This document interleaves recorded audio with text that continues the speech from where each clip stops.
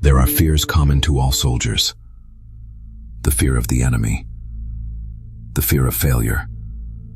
But there is a deeper, more primal fear, one that surfaces not on the battlefield, but in the suffocating silence of 3 a.m. It is the fear of what lies waiting in the darkness, just beyond the perceived safety of your bunk. In the annals of Singapore's military history, some camps are remembered for their legends. But one story, born from the stifling heat and brutal regimen of the old Bedok camp, is not a legend. It is a warning. It speaks of a thirst so profound, it transcended death itself. The genesis of this haunting is a tragedy etched into the camp's very foundations. Decades ago, within the punishing grounds of Charlie Company, a young recruit was pushed beyond his limits. Under a merciless, unforgiving sun, his body betrayed him. Heat stroke, a swift and brutal end. His final desperate moments were a feverish plea for a single, simple thing: water. It was a plea that went unanswered. But the recruit's agonizing thirst did not perish with his body. It lingered. It festered. It became a dark stain on the very soul of the place. It began subtly, a sound that didn't belong. In the dead of night, those unfortunate enough to be awake would hear it. A metallic punctuation in the oppressive silence. The sound of a metal cup tapping against the water cooler in the corridor. An investigation would always reveal the same thing. Nothing. An empty hallway. A silent cooler. Most dismissed it. They were wrong. It was not the building. It was an invitation. The manifestation escalated. The sound was now followed by a voice.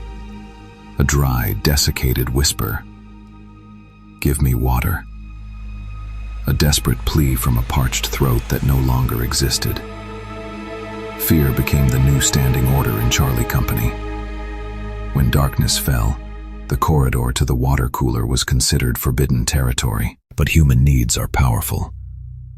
And one night, a new recruit, tormented by a raging thirst, made a fatal error in judgment. He believed the stories were mere fiction. He left his bunk. Every footstep echoed with unnatural clarity on the cold tile. The air grew heavy, thick with a sudden oppressive humidity. He reached the water cooler, his heart pounding. He pressed the button, and that's when he felt it. The chill was not of this world.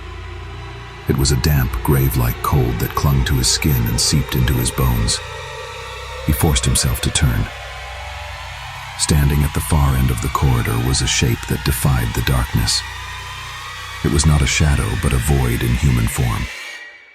A silhouette of impossible blackness, absorbing all light, all hope. The recruit was paralyzed by a primal, bone-deep dread. The void-like figure remained motionless, yet he felt it drawing closer. Then, the whisper came again. Not from the hallway, but from directly beside him. "Give me water." He was found at dawn, unconscious on the wet floor, shaking uncontrollably. He would never speak of what he saw, but his eyes held a vacant terror that would never leave him. What becomes of a soul defined by a single, agonizing need? Does it wander forever, seeking what it was denied in life? The stories from Bedok camp serve as a chilling reminder that some places are forever stained by sorrow, and some thirsts can never be quenched. This channel documents the inexplicable. If you have encountered an entity bound to an object or a place, share your testimony in the comments below.